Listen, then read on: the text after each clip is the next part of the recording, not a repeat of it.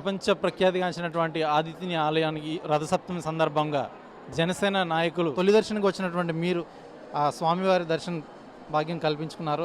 అలాగే అసలు ఎటువంటి అనుభూతి చెందారు మీరు?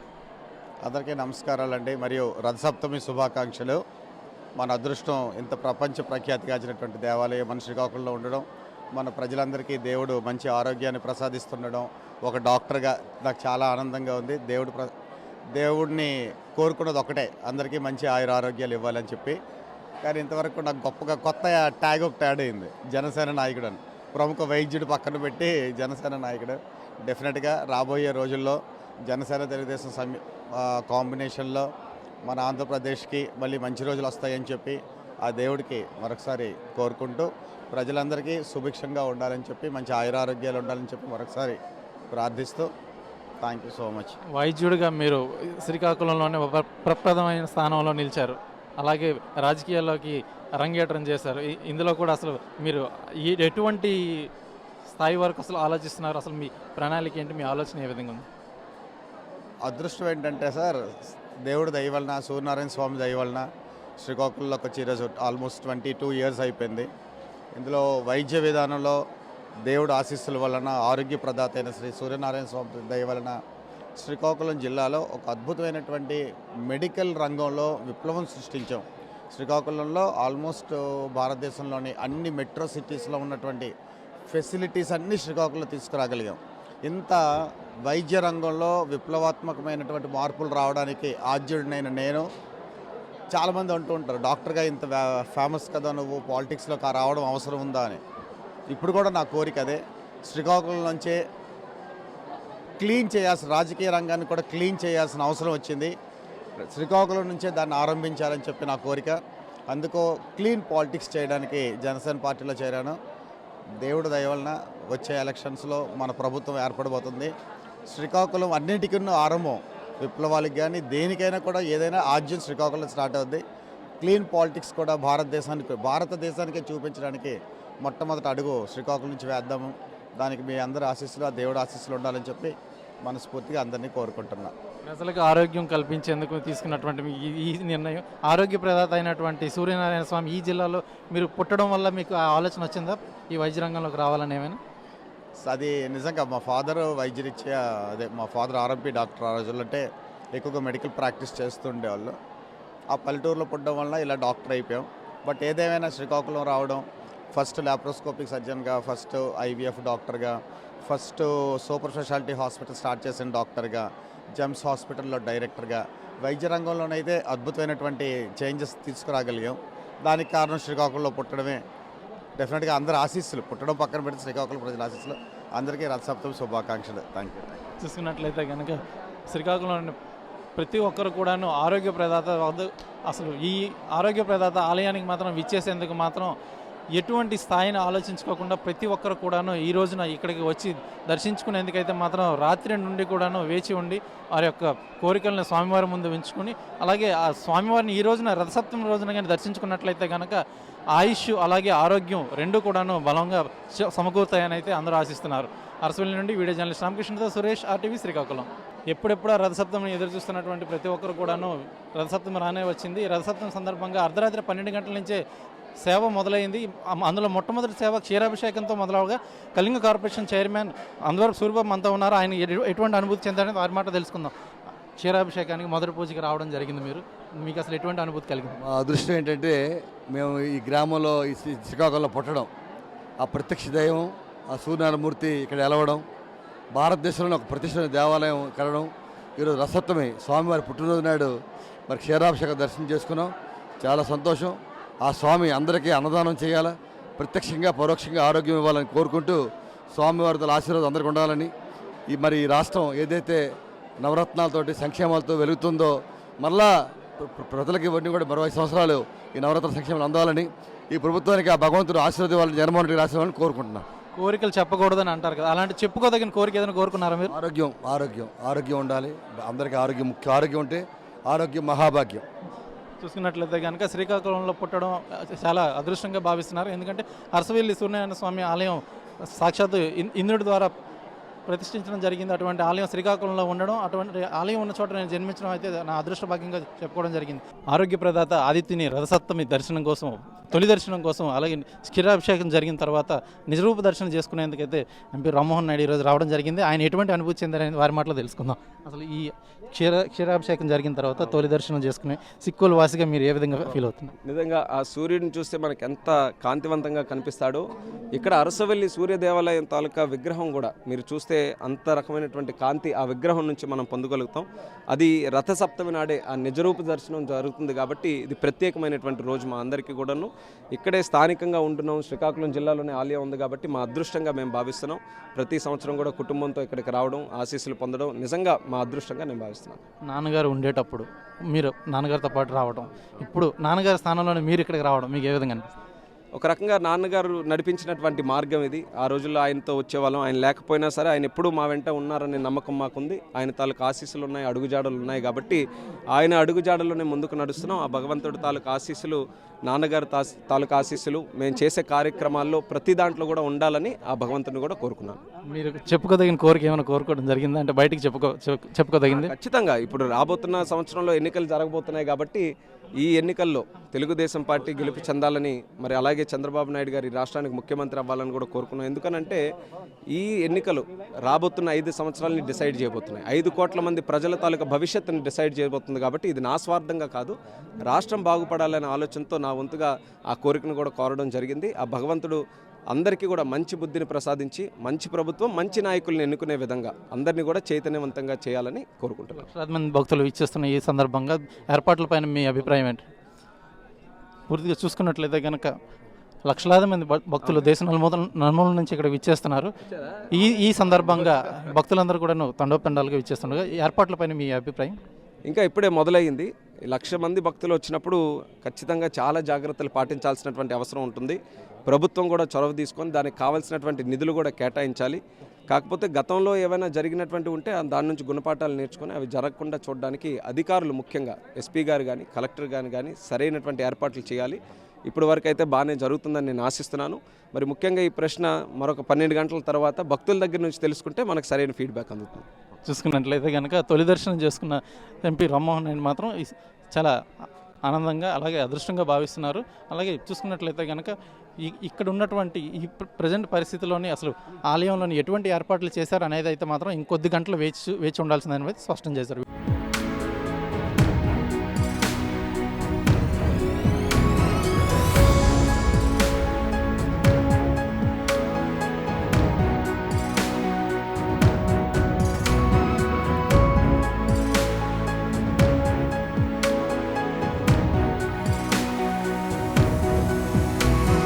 పెద్ద ఎత్తున రథసప్తమి రోజున పాల్గొనేటువంటి భక్తులకు డిస్ట్రిక్ట్ మెజిస్ట్రేట్, కలెక్టర్ జిలానీ గారి ఆధ్వర్యాన అన్ని ఏర్పాట్లు సవ్యంగా చేశారు. సజావుగా భగవంతుని దర్శనం జరగడానికి ఏర్పాట్లన్నీ ఉన్నాయి కనుక క్రమశిక్షణతో చివరి వరకు ఎక్కువ మందికి దర్శనం జరిగేటట్టుగా సహకరించాలని దర్శనంకి వస్తున్నటువంటి భక్తులందరినీ కోరుతూ ఉన్నాం. ఇతరత్ర అన్ని డిపార్ట్మెంట్లు అన్ని జాగ్రత్తలు, ముందు జాగ్రత్తలన్నీ తీసుకున్నాయి. ఈ రథసప్తమి ఘనంగా ఇక్కడ జరుగుతుందని ఈ సందర్భం మనవి చేస్తుంది. ఇది ప్రపంచంలో చాలా ప్రసిద్ధి చెందినటువంటి దేవాలయం. ఈ అరుదైనటువంటి సూర్య దేవాలయం ఇంత సంపూర్ణంగా ఇతర ప్రాంతాల్లో ఎక్కడా లేదు. అందుచేతనే దేశవ్యాప్తంగాను మరియు ప్రపంచవ్యాప్తంగా సూర్యున్ని నమ్మినటువంటి భక్తులంతా ఈ రోజున రావడానికి ప్రయత్నం చేస్తారు. అందుకోసం స్థానికులు కూడా భక్తులకు తగిన విధంగా సౌకర్యాలు చేయడానికి ప్రాధాన్యత ఇస్తూ గౌరవించాలని కొద్ది రోజులుగా ట్రస్ట్ బోర్డు మెంబర్స్, ఈవో, సంబంధిత ఆల్ డిపార్ట్మెంట్స్ కృషి చేస్తూ ఉన్నారు. వారి కృషి ఫలిస్తుందని, భగవంతుడు సహకారం దానికి ఉంటుంది కనుక విజయవంతంగా ఇది జరుగుతుందని మనం చేస్తున్నా. నాకు కూడా ఇప్పుడే దర్శనం జరిగింది. నేను విజయవాడ నుంచి రావడానికి ఆలస్యమైంది కనుక వస్తూనే భగవంతుని దర్శనం చేసుకున్నాను. నాకు, నా కుటుంబానికి, మొత్తం దేశం నుండి ప్రజలందరికీ సూర్య భగవాను తరగా ఆశీస్సులు ఉండాలని, ఆరోగ్యప్రదాత అయినటువంటి సూర్య భగవాన్ ఆశీస్సులు ఉంటే అన్ని విషయాల్లో మానవులు జయించగలరని ఈ సందర్భం భావిస్తూ అందరికీ ఈ రథసప్తమి శుభాకాంక్షల్ని తెలియజేసుకుంటాం. నమస్కారం. రథసప్తమి సందర్భంగా ఆదిత్యుని దర్శించుకునేందుకు తెలంగాణ నుండి ఆంధ్రప్రదేశ్కి విచ్చేసి ఈరోజు ఆ మొదటి దర్శనం ఏదైతే ఉందో క్షీరాభిషేకం అనంతరం దర్శించుకున్నారు. రంగారెడ్డి జిల్లాకు చెందినటువంటి ఎమ్మెల్యే మల్లారెడ్డి ఈరోజు ఆ తొలి దర్శనం చేసుకున్నారు. వారి అనుభూతి ఎలా ఉందని తెలుసుకుంది. తొలి దర్శనం చేసుకున్న మీరు తెలంగాణ నుంచి ఇక్కడ వరకు విచ్చేసి ఇంత సుదీర్ఘ ప్రయాణం చేసి ఇక్కడ దర్శించుకోవడం ఎలా అనిపించింది? చాలా బ్రహ్మాండంగా ఉంది. ప్రపంచానికే సూర్య భగవానుడు ఒక పాలించేటువంటి దేవుడు. సూర్యుడు అంటేనే ప్రత్యక్ష దైవం. మరి ప్రపంచానికే ప్రత్యక్ష దైవమైనటువంటి సూర్యనారాయణమూర్తి జయంతి సందర్భంగా చాలా పెద్ద ఎత్తున ప్రజలు కూడా ఇక్కడ హాజరైనారు. భగవంతుడు అందరినీ ఆశీర్వదించమని, ప్రజలందరినీ దీవించమని, ప్రపంచాన్ని చక్కటి మార్గంలో నడుపుమని భగవంతుని ప్రార్థిస్తున్నాను. ఇది మీరు ఎన్నోసార్లు రావడం జరిగింది అసలు ఈ స్వామిని దర్శించుకోవడం? నేను చాలాసార్లు వస్తుంటా. రెగ్యులర్ రథసప్తమి నాడు నేను ఇక్కడ ప్రత్యేకంగా వస్తాను కాబట్టి పోయినసారి వచ్చిన ప్రతి సంవత్సరం వస్తున్నా. నేను ఇక్కడ రథసప్తమికి నాకెందుకో సూర్యనారాయణమూర్తి దగ్గర రావాలనేటువంటి ఒక నన్ను ఎప్పుడు పిలుచుకుంటాడు భగవంతుడే కాబట్టి మా అదృష్టంగా భావిస్తున్నా. తెలంగాణలో కాంగ్రెస్ గవర్నమెంట్ వచ్చిన తర్వాత మీరు తొలిసారి ఇక్కడికి దర్శనంగా రావడం జరిగింది. బలమైన కోరిక ఏమైనా కోరుకున్నారా స్వామి? తప్పకుండా. తెలంగాణ ఇచ్చిన తర్వాత తెలంగాణ ప్రజలు 10 సంవత్సరాలు ఇబ్బందులకు గురైనారు. తెలంగాణ ప్రజలు అప్పుల్లో కూడుకుపోయినారు. తెలంగాణ ప్రజల కష్టాలు తీరలేదు. ఉమ్మడి ఆంధ్రప్రదేశ్ ఉన్నప్పటికంటే అధ్వాన్నంగా తెలంగాణ తయారైంది. అందుకే సూర్యభగవాన్ని కోరుకుంటున్న తెలంగాణ ప్రజలను, ఆంధ్ర ప్రజలను అందరినీ కూడా సుఖ సంతోషాలతో ఉంచి చక్కగా వాళ్ళను సూర్యభగవానుడు మనంత నిమిత్తమాత్రం పాలించే దేవుడు ఆయనే కాబట్టి మనందరినీ చక్కగా పాలించమని కోరుకున్నాను. ఉమ్మడి రాష్ట్రంగా ఉన్నప్పుడు తదనంతరం ఇప్పుడు విభజన జరిగిన తర్వాత మధ్య తేడా మీరు వచ్చినటువంటి ఈ ఆలయం అభివృద్ధి ఏమైనా మీకు కనిపించింది? ఉమ్మడి రాష్ట్రానికి ఒకప్పుడు నిజంగా ఆంధ్రప్రదేశ్ రాష్ట్రంలో 294 నియోజకవర్గాలు ఉన్నాయి. అంతటా కూడా ప్రజలంతా బాగుండాలని కోరుకుంటామే. ఉమ్మడి రాష్ట్రంలోనే అప్పుడు తెలంగాణ బాగుండే. కానీ 10 సంవత్సరాలు ఏ తెలంగాణ కావాలనుకున్నామో ఆ తెలంగాణ రాలా. వచ్చిందంతా కేసీఆర్ దోపిడీకి గురి అయిపోయింది తెలంగాణ ప్రభుత్వం. కానీ ఇప్పుడు కాంగ్రెస్ ప్రభుత్వం అధికారంలోకి వచ్చింది. ఇప్పుడు ప్రజల ప్రభుత్వం వచ్చింది. ప్రజల కోసం పనిచేసే ప్రభుత్వం వచ్చింది. మా ముఖ్యమంత్రి రేవంత్ రెడ్డి నాయకత్వంలో తెలంగాణ సస్యశ్యామలమవుతుందని ఒక నమ్మకం, విశ్వాసం. భగవంతుడిని ఆశీర్వదించమని కోరుతున్నాను. రాష్ట్ర విభజన జరిగిన 10 సంవత్సరాల తర్వాత కాంగ్రెస్ మళ్ళీ అక్కడ ప్రభుత్వం స్థాపించింది. అటువంటి కాంగ్రెస్ ప్రభుత్వం తెలంగాణలో ప్రభుత్వం స్థాపించిన తర్వాత ఇప్పుడు ఆంధ్రప్రదేశ్లోని ఎటువంటి మా ప్రణాళికతో ముందుకు రాబోతున్నారు? ఒకటే, మా కాంగ్రెస్ పార్టీ ఎప్పటికీ ప్రజల్లో ఉంటుంది. ఎప్పుడు దీపము ఆరిపోయింది అనడానికి వీలు లేదు. ఎప్పుడు వెలుగుతుంటుంది కాంగ్రెస్ పార్టీ. అప్పుడప్పుడు ఇబ్బందులు అవుతుండొచ్చు కానీ దేశమంతా కూడా రాబోయే రోజుల్లో కాంగ్రెస్ పార్టీకే అన్ని అవకాశాలు వస్తాయి. ఎందుకంటే మీరు చూస్తున్నారు, కేవలం రాజకీయాల పేరుతోని ప్రజలను నిండుగా మోస్తున్నటువంటి ప్రభుత్వాలు కూడా ఉన్నాయి. కాబట్టి భగవంతుడు, నేను అనుకుంటున్నా, పాలించే దేవుడే సూర్య భగవానుడు. ఆయన చెప్పిన డైరెక్షన్లో ప్రపంచం నడవబోతుందని నా నమ్మకం, విశ్వాసం. చూసుకున్నట్లయితే కనుక ఉమ్మడి రాష్ట్రంగా ఉన్నప్పటి నుంచి ఆయన మల్లారెడ్డి ఇప్పటి వరకు కూడాను ప్రతి ఏటా రథసప్తమి సందర్భంగా సూర్యభగవాన్ని దర్శించుకునేందుకు అయితే రావడం జరిగింది. అప్పుడు ఉమ్మడి ఆంధ్రప్రదేశ్గా ఉన్నప్పటి నుంచి ఇప్పుడు విభజన జరిగిన అనంతరం కూడా ఇప్పటి వరకు కూడాను ఆయన యథావిధిగా ఎప్పుడైతే దర్శించుకుంటున్నారో రథసప్తమిగా అలాగే ఈసారి కూడా రావడం జరిగింది. అయితే ప్రభుత్వం స్థాపించిన తర్వాత తెలంగాణలో కాంగ్రెస్ ప్రభుత్వం స్థాపించిన తర్వాత మొట్టమొదటిసారిగా రావడం అయితే ఆయనకి ఎంతో ఆనందదాయకంగా అనిపించిందని అయితే స్పష్టం చేయడం జరిగింది.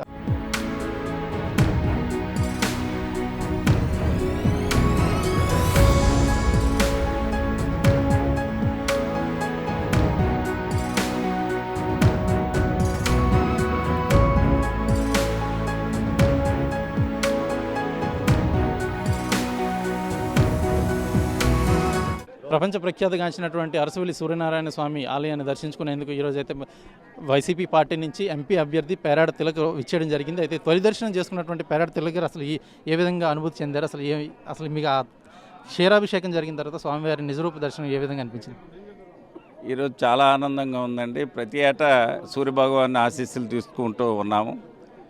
మరి ఈవేళ పోలీస్ యంత్రాంగం కానీ ప్రభుత్వ యంత్రాంగం కానీ ఇటు రెవెన్యూ కానీ అందరూ కూడా సామాన్య భక్తులు ప్రశాంతంగా ఆ దేవుని ఆశీస్సులు తీసుకోవటానికి కట్టుదిట్టమైన ఏర్పాట్లు చేయటం, మరి సూర్యభగవాన్ని దర్శించుకున్నప్పుడు ఒక మనిషిలో ఒక ఉత్తేజాన్ని, సంతోషాన్ని, ఆనందాన్ని కలిగించింది. ఎందుకంటే సూర్యభగవాన్ ఆశీస్సులు ఉండటం వల్లే మనం ఈరోజు ప్రశాంతమైన జీవితాన్ని, ప్రశాంతమైన వాతావరణాన్ని, జీవితాన్ని గడపడానికి ప్రధానమైన కారణం. కనుక చాలా ఆనందంగా ఉంది ఈరోజు. ప్రజలందరూ కూడాను పేరాడ తిలక్ గారు బలమైన కోరిక కోరుకున్నారు ఈరోజు అని అనుకుంటున్నాను. దీనికి దేవుని దగ్గరికి వెళ్ళేటప్పుడు ఖచ్చితంగా కోరికలు కోరుకుంటారని భక్తులు తలగా ప్రగాఢమైన విశ్వాసం. దానిలో భాగం మరి జిల్లాలో ప్రజానీకం అంతా కూడా ఆయుర ఆరోగ్యాలతోనే అష్టైర్యతోనే ఉండాలని ఆ భగవంతుని కోరుకున్నాను. చూసుకున్నట్లయితే కనుక వైసీపీ ఎంపీ అభ్యర్థి పేరాడ తిలక్ మాత్రం ప్రతి ఒక్కరు కూడాను ఆరోగ్యం కల్పించినటువంటి ఆ ఆరోగ్య ప్రదాత సూర్యనారాయణ స్వామిని దర్శించుకుని చాలా అనుభూతి చెందారని అయితే స్పష్టం చేశారు. ప్రపంచ ప్రఖ్యాతిగాంచినటువంటి సూర్యభగవాన్ టెంపుల్ని దర్శించుకునేందుకు రథసప్తమి సరైన సమయంగా ప్రతి ఒక్కరు కూడా భావిస్తుంటారు. అటువంటి రథసప్తమి రానే వచ్చింది. ఈ రథసప్తమికి మాత్రం విశాఖపట్నం ఎమ్మెల్సీ వరదు కళ్యాణి ఈరోజు రథసప్తమి నాడు తొలి పూజను చేసేందుకు అలాగే స్వామివారిని దర్శించుకునేందుకు అయితే రావడం జరిగింది. ఆవిడ అసలు ఏ విధంగా ఫీల్ అవుతున్నారంటే అని తెలుసుకుందాం. మేడం, అసలు ఈ రథసప్తమి అంటేనే మన ఆంధ్రులందరికీ కూడాను అటు ఒరిస్సా వాసులకి ఇటు మనకి ఏకైక పూజలు అందుకుంటున్నటువంటి సూర్య దేవాలయం ఒక్కటే ఉంది. ఆ ఒక్క సూర్య దేవాలయానికి తొలి పూజ చేసుకోవడానికి అయితే మీరు రావడం ఈరోజు ఏమనిపిస్తుంది? చాలా సంతోషంగా ఉందండి. సూర్య జయంతి రోజు ఈ రథసప్తమిగా ప్రజలందరూ కూడా సూర్య భగవాన్ని కొలుస్తారు. ఈ అరసవెల్లిలో వెలిసిన సూర్య భగవాన్ని ఆ రోజు ఇంద్రుడు ప్రతిష్ఠించడం జరిగింది. ఈ శ్రీకాకుళమే కాకుండా చుట్టుపక్కల జిల్లాలు, ముఖ్యంగా ఒరిస్సా నుంచి కూడా చాలామంది, లక్షలాది మంది భక్తులు వచ్చి నిజరూప దర్శనం చేసుకోవడం జరుగుతూ ఉంది. ఆరోగ్య ప్రదాత సూర్యనారాయణ స్వామి, భక్తులు అనారోగ్యంతో ఇక్కడికి వస్తే ఖచ్చితంగా ఆరోగ్యవంతులై తిరిగి వెళ్తారు అని బలంగా మన ప్రాంతవాసులందరూ కూడా నమ్ముతూ ఉంటారు. ఇలాంటి సూర్యనారాయణ స్వామిని 1999లో మా నాన్న అయిన వరదు బాబ్జీరావు గారు పునర్నిర్మాణం చేశారు ఈ గుడిని. నాన్నది సారవకోట మండలం అన్నమాట. సో ఈ గుడిని పునర్నిర్మాణం చేశారు. ఆ అదృష్టం దక్కినందుకు నాన్న ఎంతో సంతోషిస్తూ ఉండేవారు. అంత సూర్యనారాయణ స్వామి టెంపుల్ని పునర్నిర్మాణం చేసే అదృష్టం నాకు దక్కింది అని నాన్న చాలా హ్యాపీ ఫీల్ అవుతూ ఉంటారు. అలాగే ఈ సూర్య భగవానుడి రథసప్తమి కోసం అధికారులైతేనేమి, స్టాఫ్ అందరూ కూడా చాలా చక్కటి ఏర్పాట్లు చేశారు. అలాగే మా ప్రభుత్వం కూడా జగనన్న నాయకత్వంలో టెంపుల్స్ డెవలప్మెంట్కి పూర్తిగా దృష్టి పెడుతూ ఉన్న పరిస్థితి మనం చూసాము. ఖచ్చితంగా భక్తులందరికీ ఎటువంటి అసౌకర్యము కలగకుండా చక్కగా స్వామి దర్శనం చేసుకునేట్టుగా ఏర్పాట్లన్నీ ఉన్నందుకు చాలా సంతోషంగా ఉంది.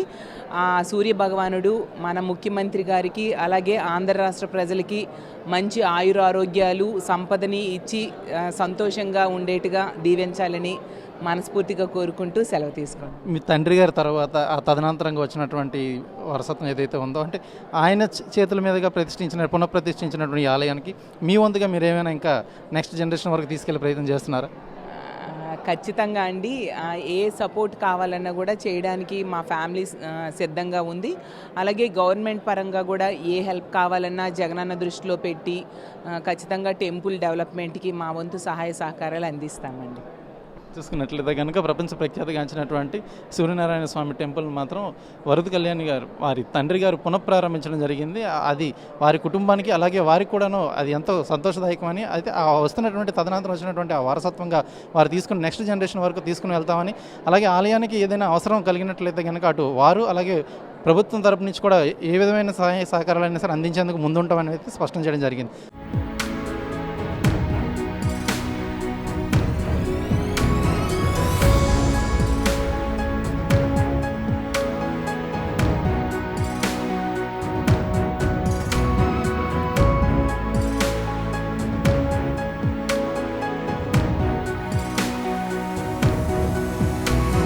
పూజలు అందుకుంటున్న ఏకైక సూర్య దేవాలయం శ్రీకాకుళం అరసవిల్లో వెలిసినటువంటి శ్రీ సూర్యనారాయణ స్వామి ఆలయం. అటువంటి ఆలయానికి ఈరోజు రథసప్తమి సందర్భంగా విశాఖపట్నం శారదాపీఠం నుండి స్వాత్మానందేంద్ర సరస్వతి రావడం జరిగింది. అయితే వారు అసలు ఈరోజు ఏ విధంగా అందులో పాల్పంచుకొని ఉన్నారు ఏంటనేది వారి మాటలు తెలుసుకుందాం.